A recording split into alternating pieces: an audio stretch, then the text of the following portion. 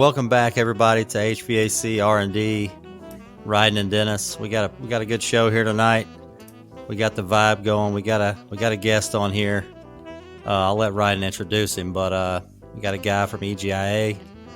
Of course, we're going to catch up with him, see what we're drinking, get into some stocks. I don't know if he's a stock guy.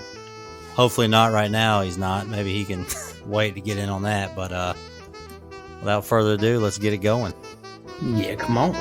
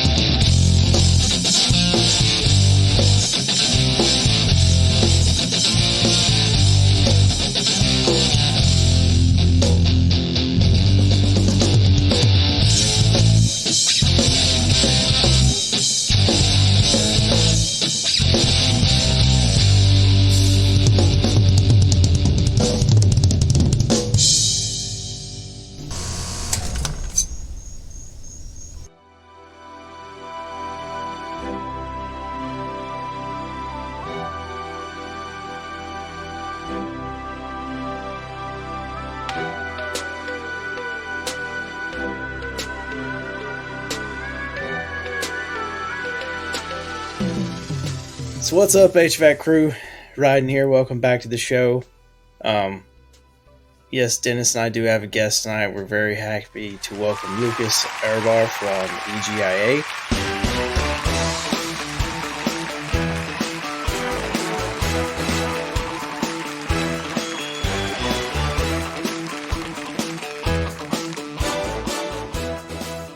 Yay! Thanks for having me, guys. Nailed the pronunciation, Yes. Rhydon. Love it. Appreciate it. Thank you. Nice. Thank you. You did well with that one as well. So I'll take that. But no, we're very excited. Lucas is, not only coming on the show tonight, to spend a little time with us, he's also going to be a guest with us when we're out in Vegas. We'll talk a little bit more about that later. But yeah, so welcome to the show, Lucas. Thanks for being here.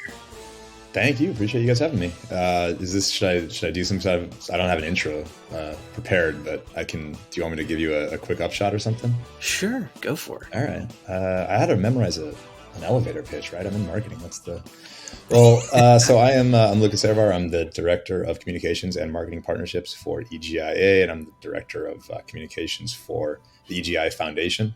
EGIA is an industry trade association that, kind of predicated on really helping contractors any way we can.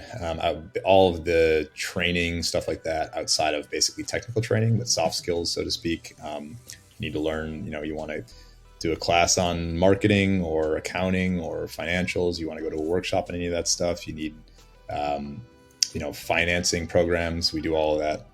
And then on the EGI Foundation side, which I'm very excited to talk to you all about, because I think we have some kind of workforce stuff we're going to discuss, and maybe in Vegas as well. EGI Foundation is a 501c3 nonprofit, so we are exclusively dedicated to uplifting the industry, and we're really focused on. There's a long version, but I think the shortest, sweetest way I can say it is repositioning HVAC and the trades in general as a first choice career out of high school, not a second choice, a third choice, a fourth choice. Great industry, great career, very satisfying, good money. No reason it shouldn't be a first choice career again, like it was, 30, 40, 50 years ago.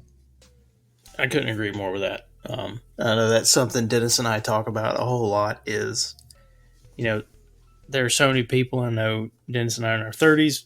I'm not sure where you're at, Lucas. I'm guessing you're right there with maybe you. Somewhere close with us. I grew up as a contractor's kid, just like Dennis did. Right. Did I always want to be in HVAC? No, but I wasn't afraid to work either. And, I was taught that from a young age. And I think there's a lot of kids that would benefit from that. And I also think that taking that out of so many schools that we've seen has really just seen a whole different change in our workforce. Mm-hmm. Well, you say that. When I was in high school, and I think it's the town too, right? It's where you're at. But when I was in high school, we had auto mechanics, we had shop like wood shop. You know, you had the teacher missing the finger. There wasn't a whole lot. You know what I mean? Even then, the trade, you just kind of, you either went to college or you whatever your dad was in, right? Those kids that took shop class back then, or auto mechanics, I mean, we just took it because it sounded easy. But I feel like nowadays, man, some of these classes and some of the stuff that's out there available to these kids is a lot better than we had growing up. I mean, at least in my town. Yeah, I mean, when you look at the just on the stuff we've been dealing with on the foundation side, not to jump ahead in our kind of like game plan here for the show. No, you're good. I mean, some of this, I mean, there's like virtual reality is becoming not just a possibility, but a pretty regular component. Training. Yeah. We're kind of looking to collaborate with another nonprofit that has a similar mission, and they're trying to buy and get virtual reality headsets into schools, even middle schools, just to get people kind of playing games that are in this space, and getting really interested in what they're doing because.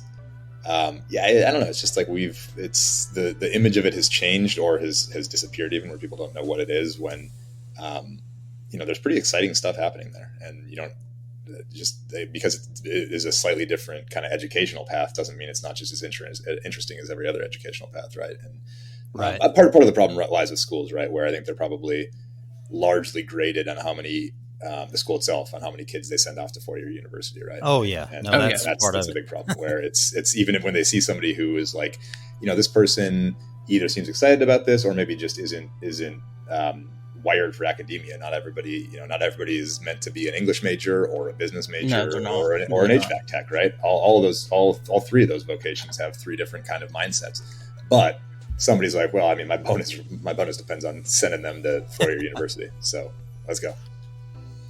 So I got an email from my son's school. We're in South Carolina here, Fort Mill, and there was a semi truck coming to the school. I don't know if you've seen this. I can't remember the name of it. I meant to look it up. It's got all these trades built into this truck, and it's all virtual reality. They pull it up to the school. You can work a backhoe. You can weld. You can do. Wire up a house. It's all inside this truck, and you gotta sign your kid up. It's free, but Corey was like, trust me. I'm always working on something, building something. That's what I did, right? And yep. It's not him. It just ain't him, man. I don't force it on him. He doesn't really know what the heck he wants to do. He wants to do something in music, but you know what I mean? He's like, yeah, I'm good. I don't really want to, drive a backhoe or, I've always tried to drag him under the car to work on the cars, and he's with me, but he's just not in. You can tell when he's checked out. Yeah, that's fine, and that's great for him. Right. But it's but like the reverse is also true, right? Where it's like if you can accept that, and we can. And we can say like, oh, this person that's just not how they're wired. They don't want to do this. But for some reason, we don't do it on the flip side. I also say this is no, we don't. You're right. We don't do this it's like, well, I'll tell you what, go take the $100,000 in student loan debt, to put it conservatively. Right. Get your degree, and then we'll talk about it. And I don't know, we can talk about it maybe before that. I saw something the other day, and it's so true though. It was an 18-year-old kid, and it says, I can't get a $10,000 loan to start a business, but you can give me a $100,000 loan to go to college. There's the problem. That's a good point. That's the problem. Yeah, I also can't make there are a lot of kids that aren't, like you said, they're not geared for it. They're not wired for it. And they don't have to be. No. And it's not, obviously we know the misconceptions, right? Well, you're not going to make good money. Like growing up, it's like the joke job is like a plumber, right? And then you get older and you go, I'm sorry, wait, plumbers make what? And they have the freedom of like, you own your own business depending on what you're doing. You're not chained to a desk all day. There's just a lot. And again, I'm not here to knock any vocation, like four-year university. Like I said, I have a four-year university degree, enjoyed the time very much. It's great for some people, but it's not great for everybody. In the same way that the trades aren't great for everybody, right? Like some people should go off to university and go be an accountant. But you should have both options, and more and more these days we don't have both options. Personally, I don't know what I would have done if I'd been presented with both, but I went to college. I not once in high school did trades come up, did they hit my desk. Part of it is your parents, certainly, like what your parents do and what they right. What the relative perceived value that they have. But then also, as a guidance counselor, you should be trying to present students with all options, and that's not on the guidance counselors either. Like I said, that's a lot of these schools are being graded on this particular curve, and so you got to do what you got to do. But it's just like it's about changing misconceptions, right? And that starts at a very, very low level, an early level, I should say, a very grassroots level. And so that's kind of what we're about at the foundation, is trying to start as early as possible to educate kids about what is out there, so that when somebody doesn't mention to them, hey, you should check out HVAC, they can go to somebody and say, somebody just mentioned this thing, HVAC. I'm super into tech. I don't want to be chained to a desk, but I'd like automation really interests me. Very into computers, and maybe I don't have to be a web designer. Maybe there's something, maybe there's something here, because as y'all know, it's getting more and more technical every day, right? Well, and you bringing that up is exactly what I was thinking when you were discussing virtual reality and everything else, because everything now, from what we understand, we know a lot of stuff's getting ready to go all Bluetooth. Mm-hmm. There's so many things that now these kids that do have the desire to be doing something on a computer or doing something else, which is a lot of them these days, they are going to have those options more in the trades than they did before. And there's part of me that wonders if that will actually pull a few more towards trades, just because they get to use that skill too. Right. Well, I think Lucas nailed it with it's never been put in front of them. They Correct. Didn't know what it was unless their dad did it. Right. Yep. So I think social media, like, we got our little Instagram thing going, and some of the stories on here with these, these women getting in the trades and these guys pushing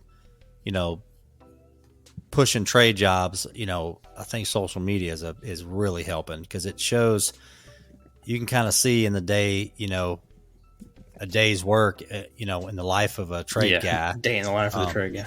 These guys are taking pictures of their work, and they're just pumped, man. I mean, it's a different time. Yeah. But here we are. We don't have enough people doing it still. Yeah. I mean, I don't know what's up with that, but social media is probably the answer to all these questions. Social media is probably the answer. It's on that note, I was going to ask, not to segue us too much here, but I can't remember which one of you was talking about it. But I was doing my due diligence. I was listening to the last episode of your show, and you guys were talking about TikTok. Are you guys in the TikTok environment? Are you involved there? Because I'm kind of actually I'd like to ask some questions, just from this is coming into my role in the foundation, where we're trying to figure out how to reach kids at a younger and younger age and connect with people. Are you guys interacting with TikTok? Do you just kind of are you lurkers, or do you actually do you create content there? I've got a TikTok account, and I've got several videos that have like 100,000 plus views. Wow.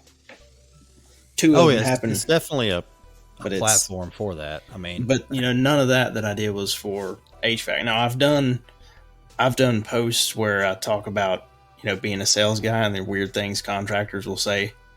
And I've had some of those hit, a ton of views. I mean, I'm just on there looking to kill like 20 minutes before I go to sleep. And 3 hours later, I'm still looking at it. So if that tells you anything, it's just that kind of. Yeah, and I don't even think you're the demographic either, right? And that's still the case. And it just grabs you. It's I think it's one that I think is gonna, more than pretty intense. I mean, it really is. TikTok is changing. It's a whole other conversation. I don't mean to hijack it here. I think TikTok is potentially more of a game changer than we give it credit for. And I'm unfortunately realizing, despite my old age, I'm right there with you guys in the late 30s. And I think I'm going to have to dedicate myself to learning the I've been noticing, because I'm not a big social media guy. I've actually tried to back up from it a little bit, but understand. And doing what me and Rhydon are doing, you got to, man. You got to get out there. You got to meet new people. That's the only way we can really get a hold of people on here and reach out. But there is different engagement, I think, on certain platforms, right? Like TikTok, I don't feel like that engagement. Yeah, interacting as much. Yeah, I just feel like it's like, yep, and then you move on, right? And, Instagram or something like that, you're going to click on more and you're going to look into that person and see what they do, and see what the guy's building, whatever. Sure. The TikTok, it's almost like, I was reading something where you put a video on there and you got 100,000, let's say you got 100,000 views, right? You get 100,000 downloads on a podcast. I mean, we wouldn't, yeah. I wouldn't be working my regular job. You know what I mean? So you're getting better guests than me if you have 100,000. You see what I mean? Like different 100%. Engagement. They say 26 downloads a day is fantastic for a podcast. So, think about that, right? Like you can get 100,000 views on TikTok in 10 minutes. But what does it mean? What does that mean? So TikTok, here's a prime example. So this video I've got 98,500 views. Now, it's 5 seconds of me sneaking up behind my wife and grabbing her ass. While we were that's just good, wholesome content right there. Yeah, I watched that video. So, then there's another one. It's 144,000, and it's me handing her $100 to put in a slot machine in Vegas. Did she win? That's it. Yeah. Shit, no. Oh, and then now my 59 code one, Dennis, actually has 38,000 views, which is funny. Yeah, so I don't know. I mean, but I don't know why. You can't. The algorithm's nuts. Right. HVAC doesn't matter. YouTube's the same way. Views. Like my son's got 300 and something subscribers on his drum cover channel, right? But you can't even begin to do anything as far as money till you get to at least 1,000 subscribers, and that's real people, hitting a button and continuing to watch you, right? I mean, just like podcasts, somebody's downloading it, they're listening to it. It can monitor how long they're listening. Mm-hmm. It's not 2 seconds and swipe. So, I feel like you as a company, you almost have to, though. You got to jump in there with everybody else. Yeah, and that's most of these platforms too. Facebook, YouTube. A view is 3 seconds. Like that's a view, and that's what they count as when you're like, well, I got 1 million views, and it's like, well, you got 1 million people to watch 3 seconds of a video. I don't know if I'd call that a view per se, right? But that's attention spans, right? That's where we are. Like as you said, the beauty of the TikTok video you just talked about was that it was 5 seconds long, and if it was 5 minutes long, probably impacts his metrics pretty severely. Exactly. All right, so that was a what? I was going to say, Lucas, that was an incredible intro you had there. Yeah, crushed it. Yeah, right. I kind of show's over. Good night, everybody. Thanks. You sounded like experts when you were talking about TikTok last episode, and I jotted it down. I actually jotted down 3 notes that I was like, I want to make sure I asked them about these 3 things, and that was one of them. One of them was stocks, and we're going to talk about that anyway. It sounds like so. I don't know if I want to talk about that right now. I don't know if I want to talk about that. Well, so let's get into what we're drinking on here. So you are actually the first guest that's going to drink with us. Oh, wow. No, actually, we had Zach on here, but that he didn't count. No. All right, so doesn't either. What are you getting into there, Lucas? Well, so not only am I going to drink with you, I'm already drinking with you. So I actually, from listening to your last episode, I was like, I should crack into my whiskey because it sounds like y'all are whiskey people. But I also thought I'm representing the state of Oregon here, and we're hoity-toity snobs about our beers, so I should do that. So I have an Oakshire Brewing. Oakshire's out of Eugene, Oregon. Go Ducks. That's where my alma mater. Nice. Out of Eugene, Oregon, Oakshire makes their seasonal winter ale, which is called the Ill-Tempered Gnome. It has a fun, angry gnome on the front of it. It's a winter ale. It is 6.8%. It's delicious. It's one of my favorite winter seasonals. I'm somebody who leans into the season. Very into the holiday season. So I'm drinking holiday ales as long as they're here. So did you drink a pumpkin spice latte? Just asking. I'm not a coffee guy, but I'll drink pumpkin spice me things. neither. But can I give you a theory about pumpkin spice before I cede the floor to what y'all are drinking? I don't think pumpkin spice is pumpkin. I think it's just spice. I think it's just cinnamon, clove, and It's nutmeg. like chai tea. Yeah, well, there's no also pumpkin in found that. out the pumpkin pies we've been eating our whole lives out of the can. That's not pumpkin either. Oh, I can believe that. Yeah. It's a my wife looked it up. It's a God, I knew I was going to forget. Is it even a squash, or is it it's just just like a baby squash. shrimp or That's what it is. something? Okay. No, it's just Cool. squashed. It's like Okay. it's not pumpkin like we know pumpkin though. Sure. Oh, squash pie is It's pretty good, squashed with pumpkin spice. too. Yeah. Yeah, Exactly. there's That's what I'm saying. Pumpkin spice isn't pumpkin spice. It's just spice. It's just anyway. That guy keeps stealing the floor. What are y'all drinking? Well, so I was drinking I was on the seltzers tonight. I let you down. I didn't bring out the What the brand bourbon. at least? No, I like to try every brand of seltzer and know if I'm missing out on something. What brand do you? All right, so this one here, I'm not a huge seltzer guy, but my wife grabbed some Bud Light Ugly Christmas seltzer sweater. sours. Mm. Okay, so it tastes like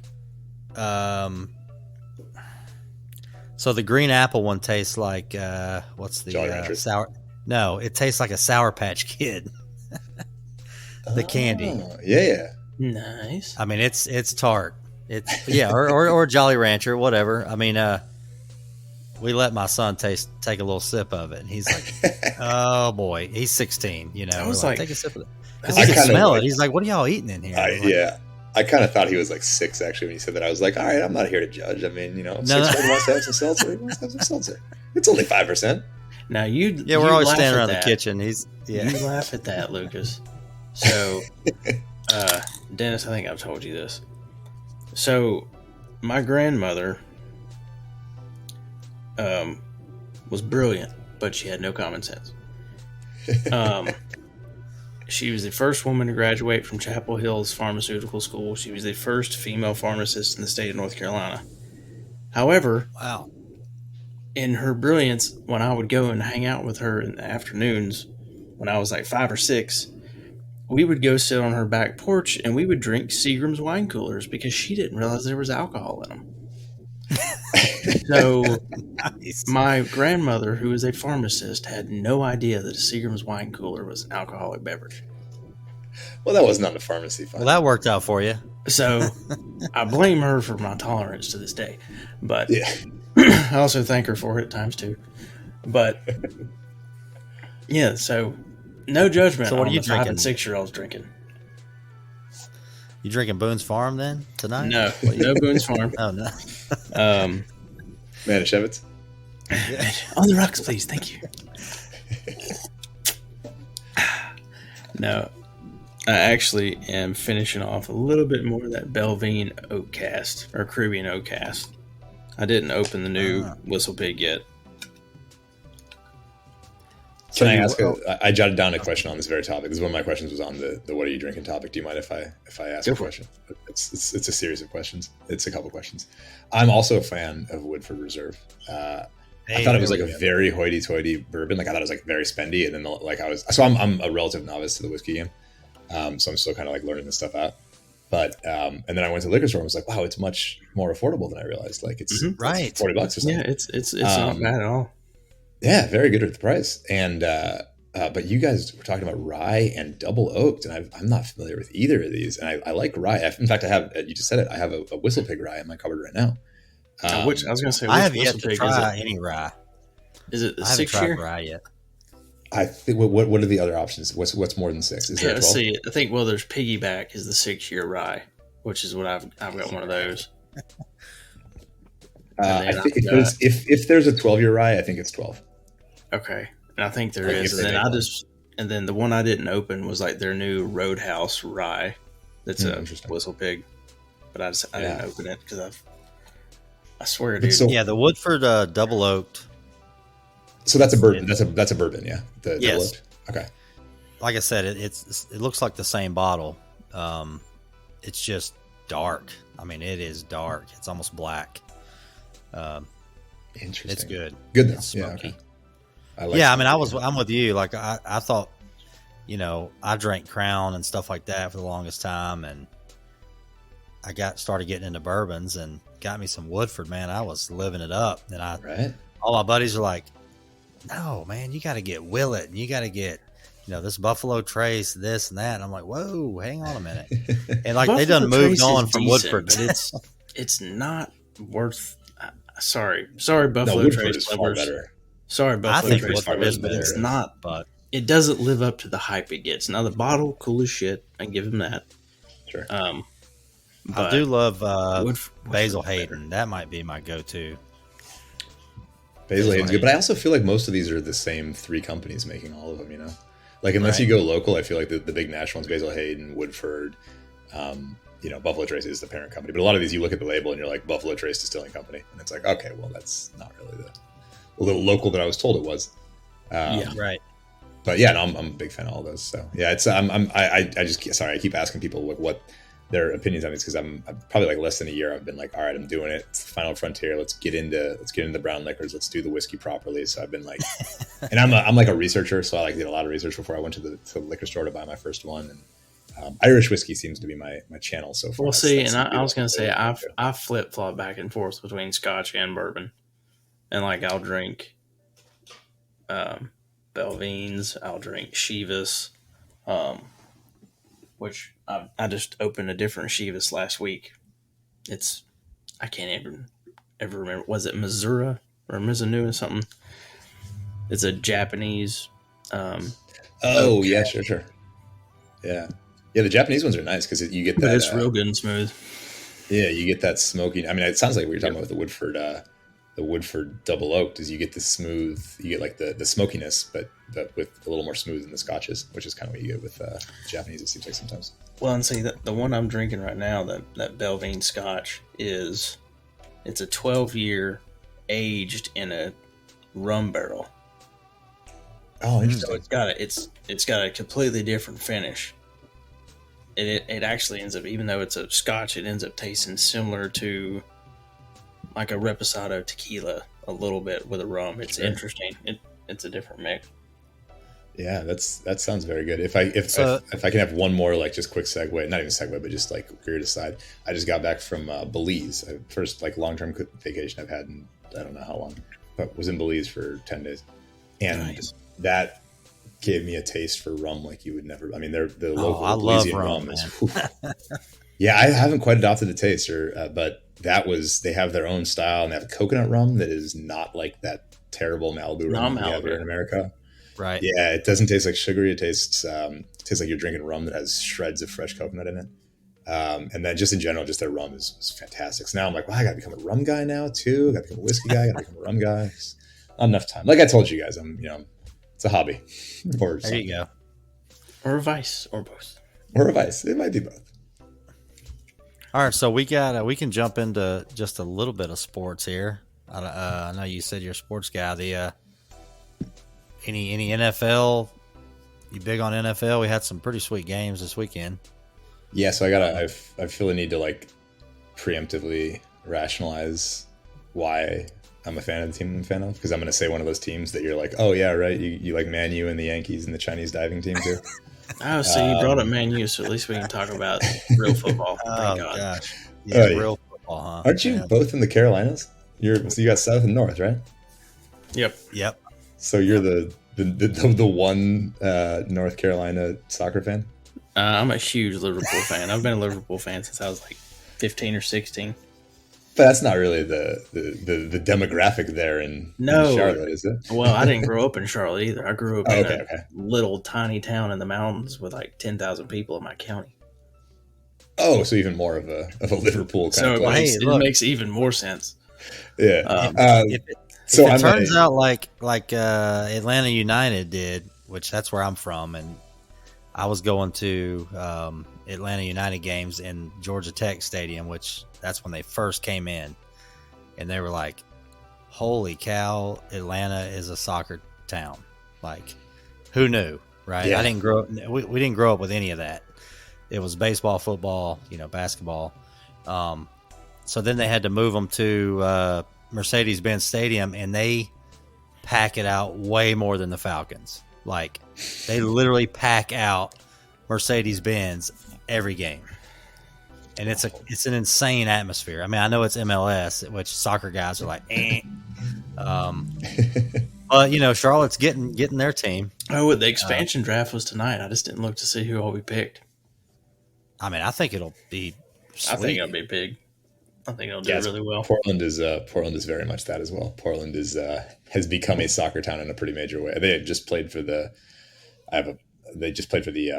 championship, the MLS championship last weekend. Didn't win it, but they played for it.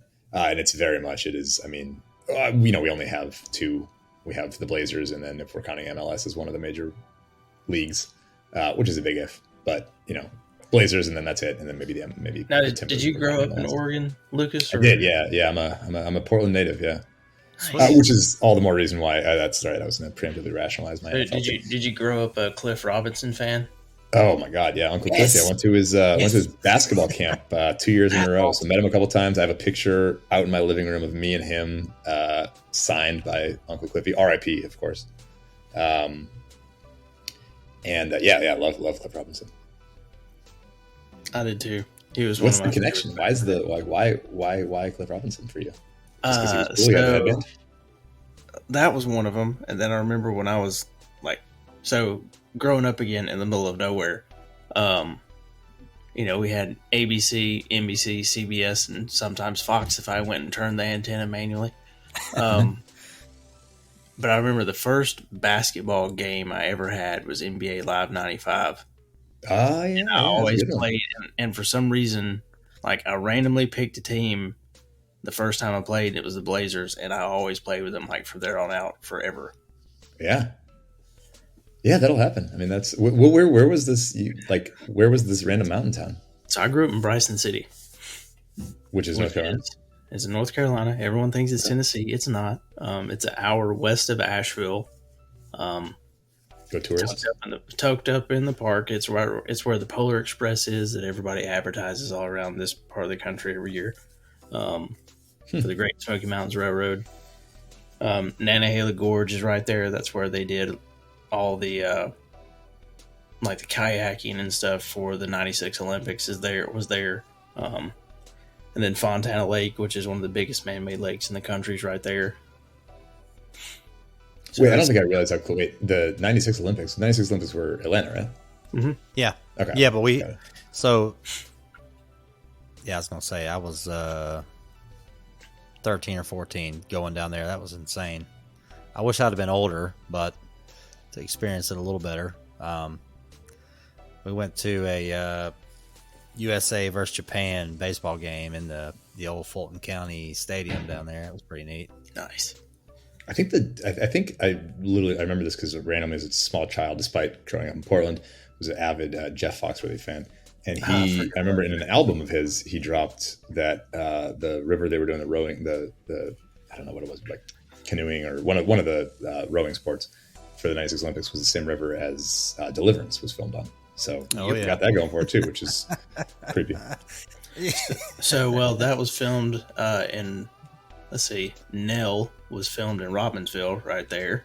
And then Digging to China, which I had kids I went to school with that were extras in that movie. That was filmed right there. That was a Kevin Bacon movie. And then The Fugitive was filmed all over that area.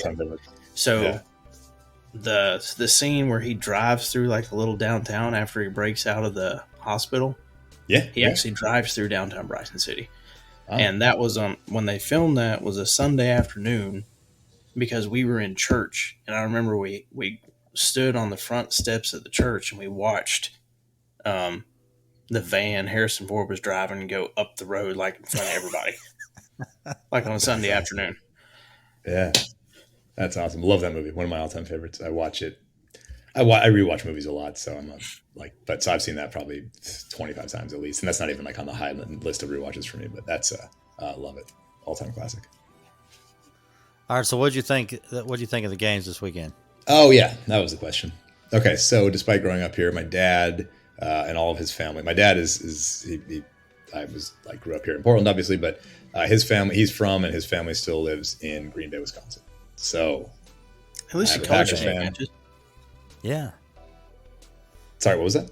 I said at least the color scheme matches. You know. Right, exactly. Yeah, and actually, I went to a green and white high school, but green and occasionally yellow high school. Yeah, so I'm a Packers fan, so I go to a game every few years. There's a few season tickets in my family, so I'm a big Packers fan. So that was great. I mean, 45-30 over the arch rival. I'll take that. Yeah. And yeah, it's college football has died down now, so that's my number one. So this was the first, this is the Army Navy weekend where there's no other games besides that, so I can finally take some time and focus on what's happening in other sports. So it's an interest. I keep thinking that, and I keep forgetting that there's gonna be 17 games this year, and I'm like, oh, this is gonna be crazy. This guy might set a record, and then it's like that doesn't count. It's just 17 games. Right. Now you talk about other sports dying down.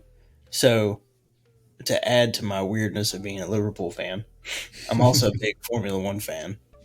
Oh, okay. So you're on the edge of your seat right now with the Verstappen and Hamilton stuff. Well, Verstappen won. Indeed, yeah. But should he have? Yeah, what's your opinion on that, Ryan? Should he? I think he should.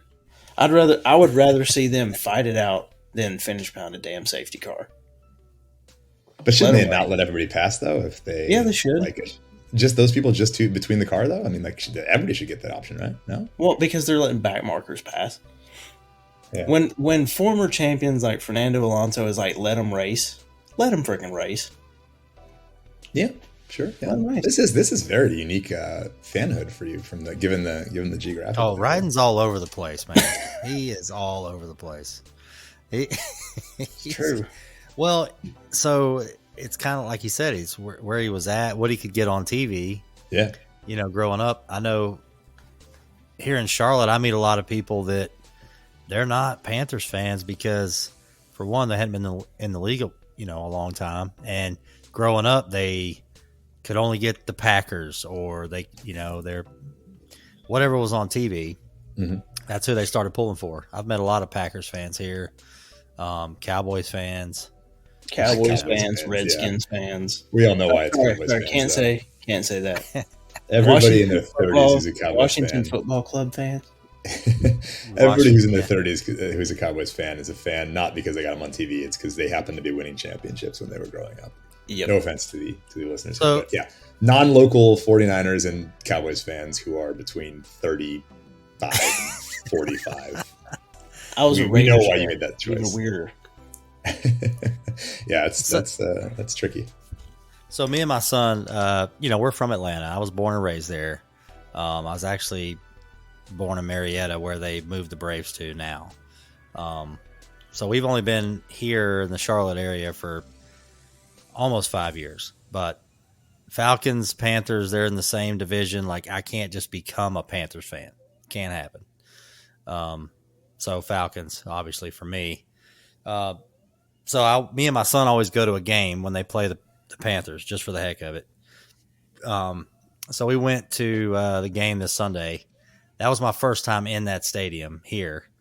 And I thought I was going to have to fight everybody in that place because of my son. He was the biggest heckler in there. I'm like, Corey, we're going to die in here. There's 4 of us in this whole place. But he was just passionate, man. I mean, we sat down we were in the upper deck, but we were on the front row. He likes to be up to try to see the plays for him and stuff like that. So I don't know, about a 60-year-old couple sat down in front of us and they're like, yeah, we've been here since the beginning, 10 years, these same 2 seats. Now we're on the visitor side. So I at least bought tickets on the right side. The correct side. Yeah, and there's literally only 6 of us over there, period.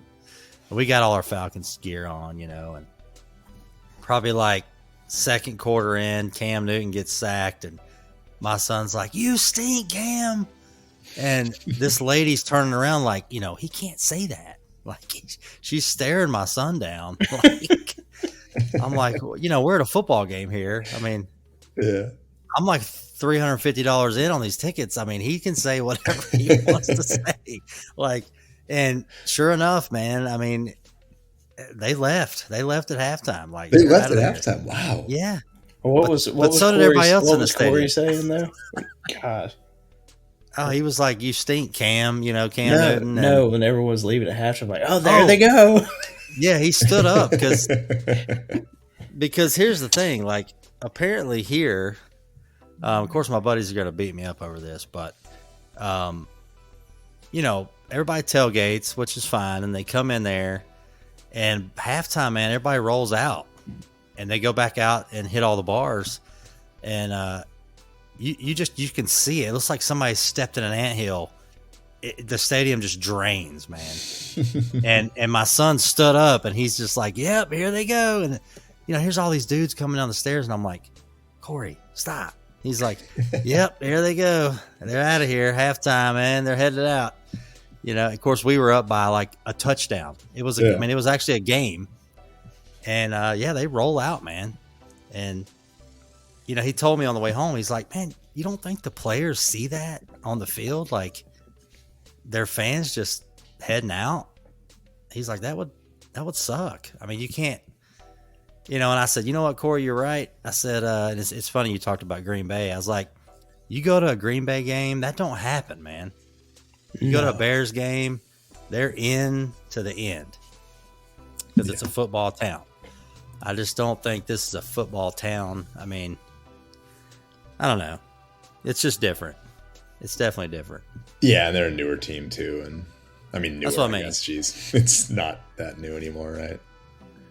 But, well, 95, but if you think about it, there's still not. I mean, how many people that have been fans since 95, are raising kids now to try to make them Panthers fans? There's still not a huge amount of people that were Panthers fans in 95 that are raising a generation of Panthers fans yet. No, right. Yeah, and were they even popular before? I don't know how much of a following they had before, like Cam Newton was winning MVPs and taking them to the Super Bowl.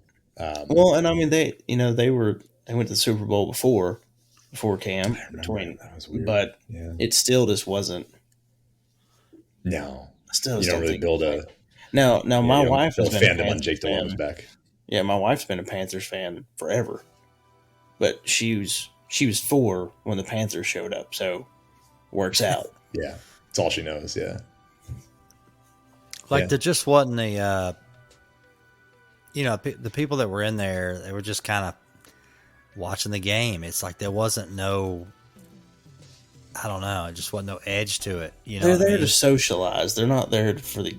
That's what I mean. Yeah. Like I said, halftime, man, they clear out. When we go to Atlanta to watch a game, we go down there to watch a Panthers game. When they're down there, and halftime, there goes the Panthers fans headed back to 4.5-hour drive. It's like, man, if I'm going to come all the way down here, I'm staying to the end. Yeah. But, we're turning the lights off when we're done. Thanks. Yeah. Corey's not leaving until they're coming out on the field. Like, he's that kid. We'd go to a Braves game. The Braves would be up 15-0, and we're staying to the last pitch. And I'm like, buddy, come on. We're out of here. No, it's not over yet. Well, congratulations on that too. Hey, I'm a AL West fan, so I cannot abide those cursed Astros. So congratulations and thank you for doing what needed to be done. Now, are you a Mariners fan? Or... I am. Yeah, I'm a Mariners fan. You noticed the dark Paul in my voice when I said I'm a Mariners fan. Hey man, I was Griffey Jr. all the way, brother. Yeah, my absolutely. whole forever. I actually I still got his rookie card. I was a big baseball. The upper deck collector. One. Yep. Yeah, he's not. I don't know what it's worth. That's one of those. That's one of those weird things that I know. It's not. They had to get a special hat for. That's not actually a Mariners hat he's wearing. It looks like a Mariners hat, but it's not. Yeah. It's I think it's a single A team that they had at the time or something like that. So you just glance at it and you're like, it kind of looks like that S they used to use, but no, it's not. Yeah. Anyway, that's all I got. It's probably good worth at least $5. Yeah. Some of those are coming back. It's something, yeah. Oh yeah, I mean, you guys follow Gary Vee, then you know about the fanaticism for sports card trading right now. I don't know if you do follow Gary Vee, but if you do, you know. My brother's a big card trader, man. Dude, I don't even want to know how much he could almost make a living at it for real. Like it's they're having a moment. It's like any of these things, I guess, that are, how do you quantify the value of an NFT or a cryptocurrency or even a paper baseball card, right? Right. Oh, I know. NFTs are going nuts right now. Yeah, they are. I know. Should have bought into those apparently. All right, so y'all want to get into some EGIA stuff? Sure. It's up to Lucas. Yeah, why not? I forgot. Yeah, I guess I got to like justify my. I mean, I'm enjoying what we're doing here, but I suppose if somebody from work listens, I got to be like, yeah, we talked about it. So you want to? Good, man. I was gonna say you want to talk about Contractor University. I know you guys just wrapped up a webinar. Hopefully, we had some people sign up for the December class on financing. I'm hoping. Yeah, I can. I can. I think you did.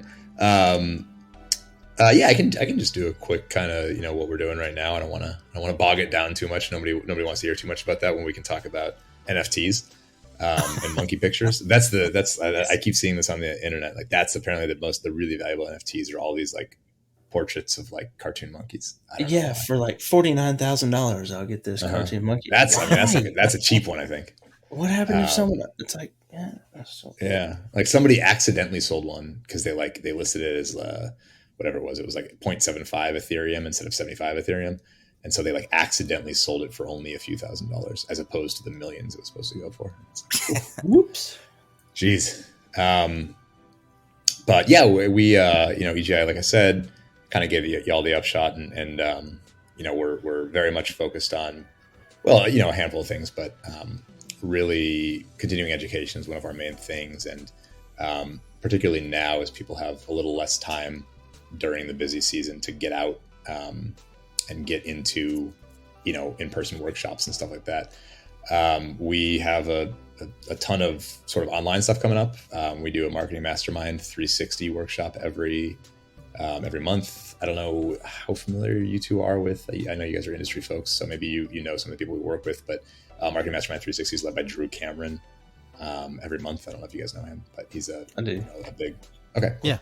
Yeah. He's a big, very, very intelligent, accomplished consultant in the space. And so he teaches about marketing every month. We have a ton of kind of virtual workshops coming up. In-home selling is, I think, in January, as well as some in-person stuff in marketing, branding, and lead generation also coming up in January as an in-person workshop. You two are you guys are distributors, right? Yes. Yep. Okay. Now the in-home sales, man, I feel like is I think that's a big one.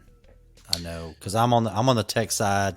Of course, Rhydon's in sales, but I'm dealing with contractors a lot that know my background, and they try to ask me questions about going into a home or sending a tech guy that we were just talking about, right? Come out of high school and you teach him this trade, and if you're wanting to grow that business, right, there's a side of it that's sales. It just is what it is.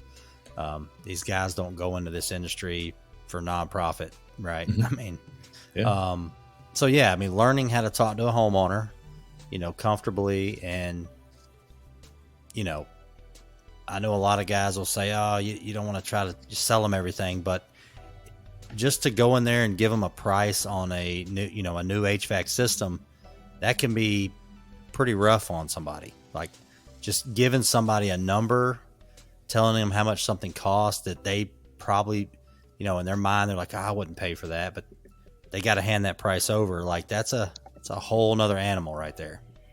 And that comes down to a lot of that's down to soft skills too. Like Lucas is talking about, getting people to open up and be comfortable about that situation. Right, and that's where EGIA, I think, is great because they're covering all ends of the spectrum. Your trade schools are not covering that. I mean, that's one of the things we on the foundation side that we learn all the time. That's why we always try to kind of expand what we're doing on the foundation side, the training there, because every time we talk to contractors, they say, it's great that somebody graduated from a trade school, but they're not ready to work. That they graduated an HVAC program does not mean they're ready to work. But yeah, back to the sort of like selling. That's so that one, the most of our selling workshops are done by Wally Weldon Long, that maybe you guys know as well.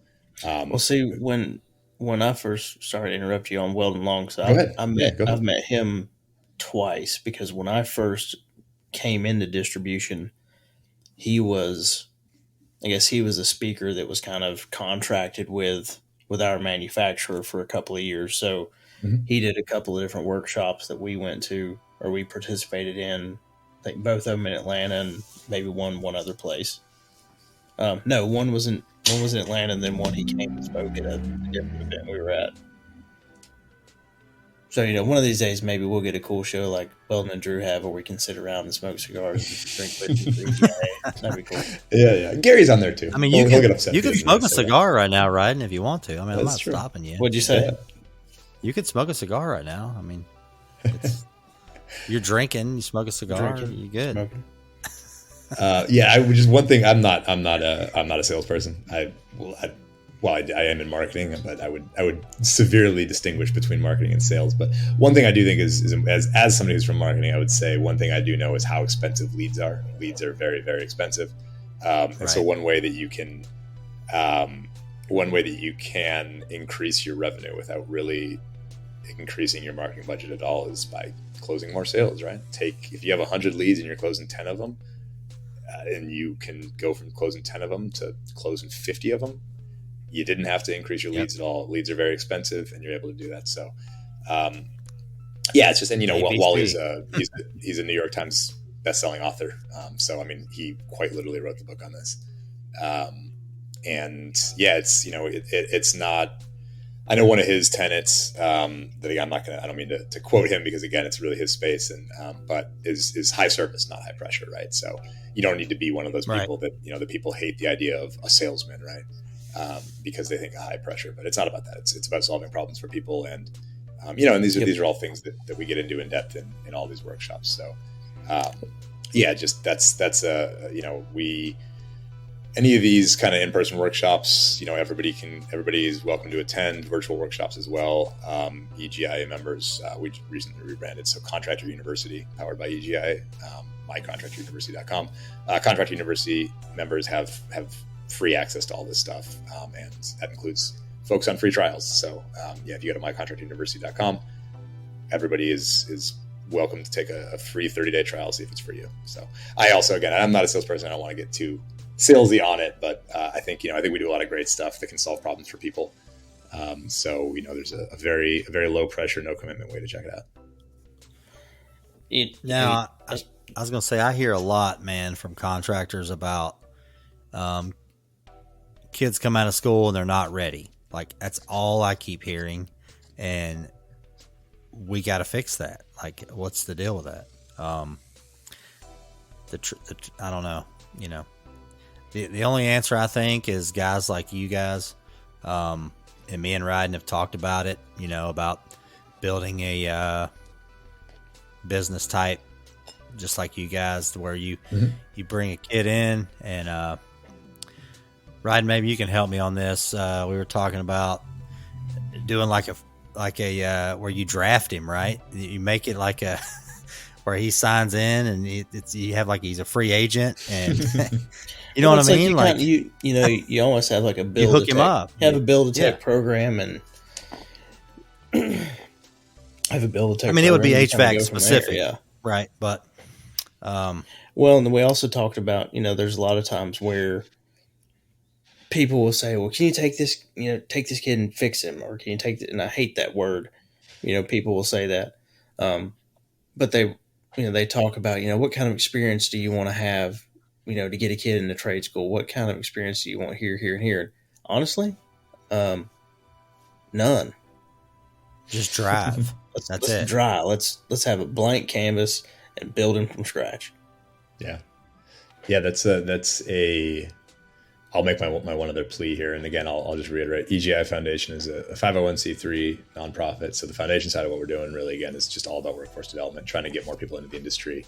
So this isn't even we are a charity, of course, we take donations, but I mean, even more than that, like that's what we're looking for is people who can, we're talking about the idea, around the idea of figuring out how to do an interesting, internship program, apprenticeship program that might work. We do a scholarship program right now. We're giving out up to 20 scholarships of $2,500 a piece for people who are going to school for HVAC.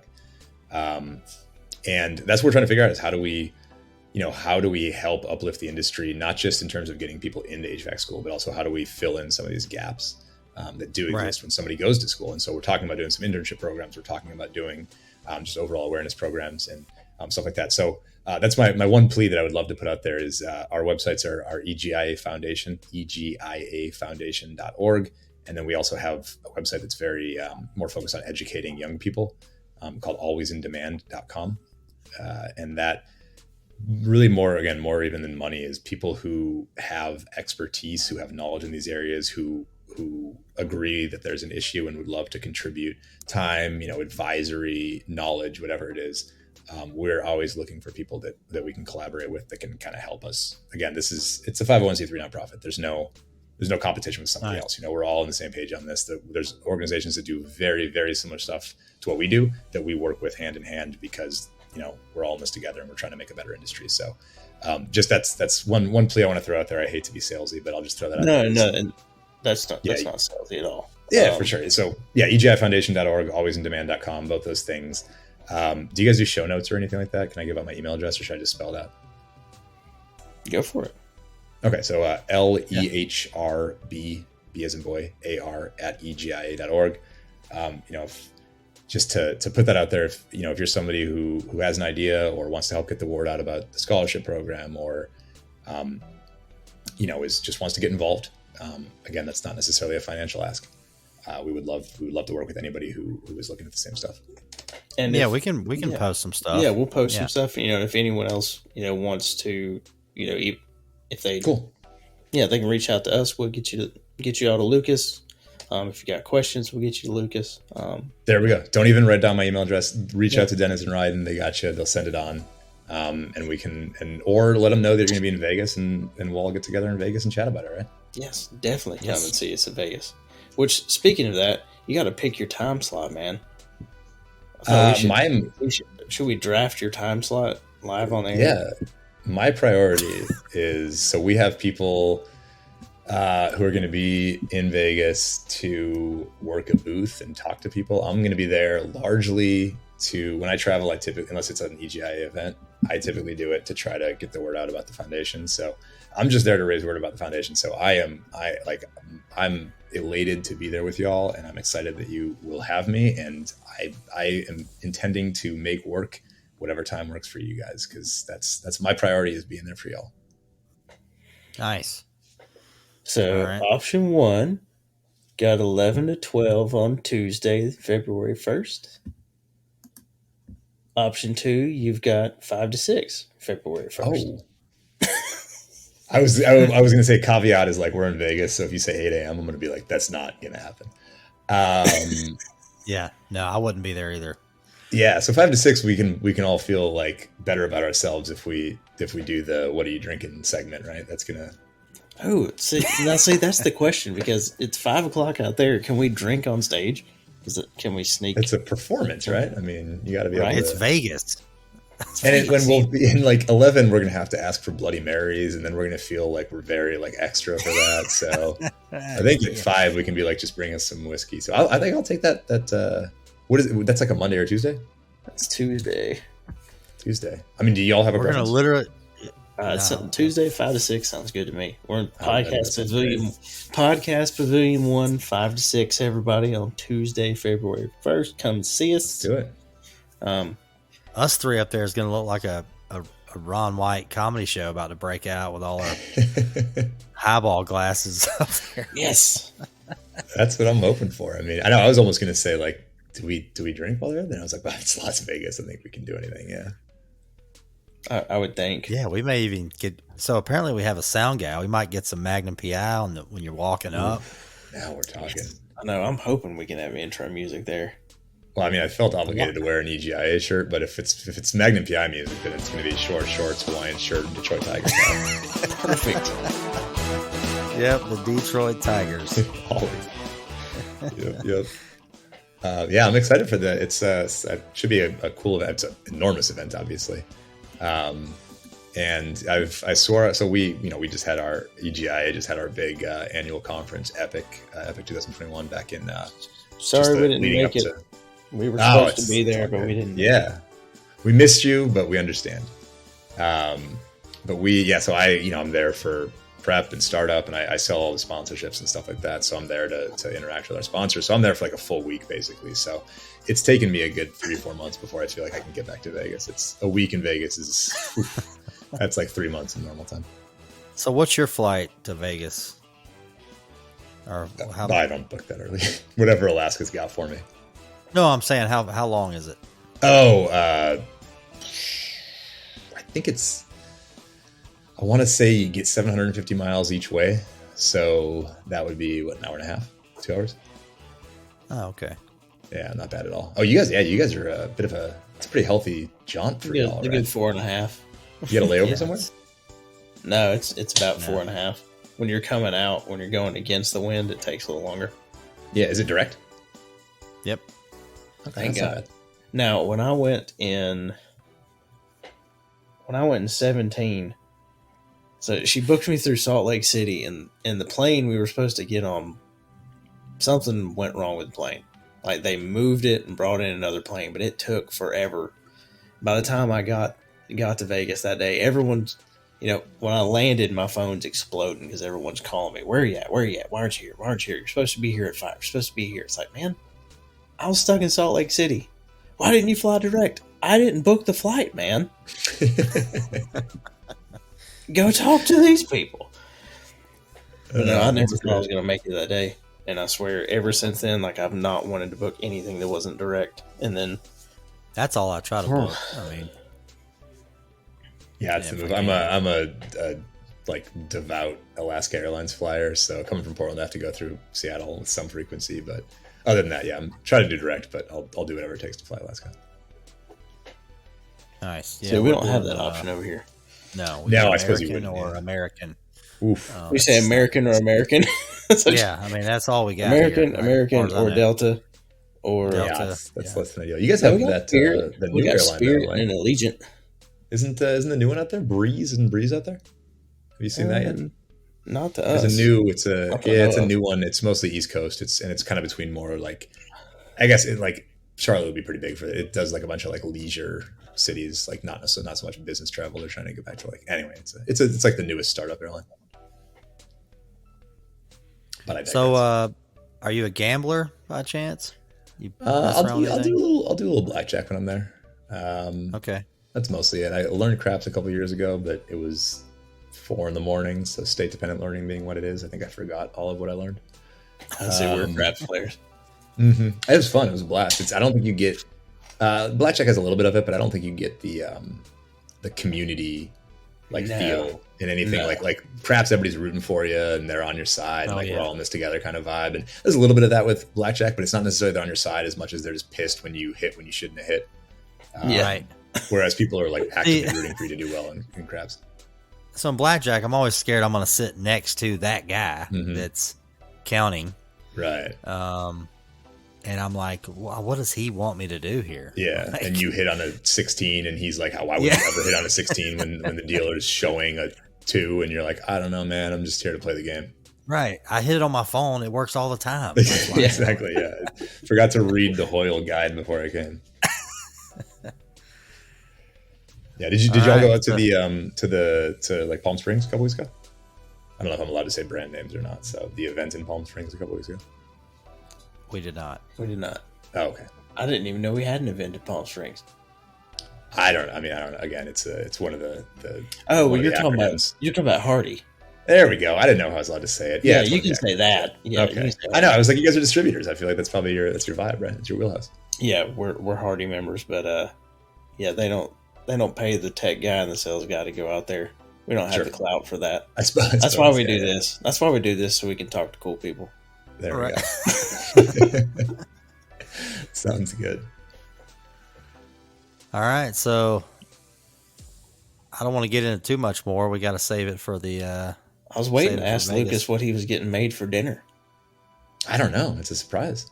Dang, it's happening. I can smell it. Smelling anything? I keep waiting. Yeah. I was like, I thought I heard cabinets opening and closing. I was like, all right, what's she cooking? You did. I'll let you guys know. You can put that in the show notes too. I'll shoot it over to you after I find out. Nice. I'm gonna have to fix his. I'm gonna have to get over there and fix that unit that keeps coming on. It's driving me crazy. It's central. I'm telling you, it's Daggum space heaters. Yeah, right. Yeah, and it keeps running me $800 a month. Can you guys help me with Is that a radiator wall? I'm gonna take a picture of some little space heater and be like, "Oh yeah, found Lucas's heater." I'll send it back to him. Exactly. Yeah. Well, appreciate you coming on the show, man. We had a ball. We covered about everything. I feel like we could just have a podcast and just talk about whatever. And I think you should come back more often. I'm happy to. Yeah, we didn't even get to cryptocurrencies, right? No, no, we avoided the stocks like the plague, and we're going to continue to do that. Man, it is in the toilet right now. Good Lord, that's true. Well, at least mine are. Yeah. No, I appreciate y'all having me. Really great chatting with you guys. And you guys seem like a pleasure via email, and even better live. And like I said, appreciate you helping me get the word out on the the foundation stuff. That's near and dear to my heart. It's. I mean, it sounds like we're all on the same page, right? Like, there's a lot of opportunity in the industry, and we just want to get the word out, and the more the merrier, right? There's plenty of jobs that go around, as you know. The number one complaint of pretty much every contractor we talk to, and I imagine you hear the same thing, is can't find good people to hire. Nope. Right. So I'll just one more time throw that pitch out that we have the EGI Foundation Scholarship Program right now is accepting applications. So that is up to 20 people will be awarded $2,500 scholarships apiece if they're pursuing education, like a course of education in HVAC technical skills for the 2022-23 calendar year, academic year. So head to egifoundation.org or alwaysindemand.com to apply. And I appreciate you guys helping me get the word out. Yeah, man, no problem. Yeah, I got several contractors that bring their kids into the branch, and they're 15, 16 on their days off. One of them's homeschooled, and I'm going to throw all this their way. You know what I mean? Yeah, absolutely. Please do. It's we I would say we get a fair amount of interest in it, but it's not so much that the odds are that long. I would say people who apply have a pretty good shot at getting it, Right. So I really appreciate you guys making me feel welcome and giving me the time. Appreciate it, man. Well, good luck on your podcast too, by the way. Hey, thank you very much, man. It's you didn't even plug it. What is it? You got to tell people. I know, but I shouldn't. I'm a little looser with the language on the podcast. I shouldn't be doing that. And the same thing when I'm plugging EGIA, So it's it's College Football Podcast. Actually, it's called collegefootballpodcast.com. Once I discovered that the domain collegefootballpodcast.com was available, it kind of named itself. So I feel like you should be able to crush that. It's doing pretty well. We've been doing it for a few years. Yeah, we've been doing it for a few years. I'm a little lazy with it, so I could be doing better with it than it is. But I would say even haphazardly and not putting enough attention into it, it gets maybe like 1,000 downloads an episode. So it's not bad. Sweet. So, but it's. But yeah, anyway, really appreciate this, guys. This is a lot of fun. Thanks, man. All right. Well, have a good one. All right. We will see y'all next time on HVAC R&D.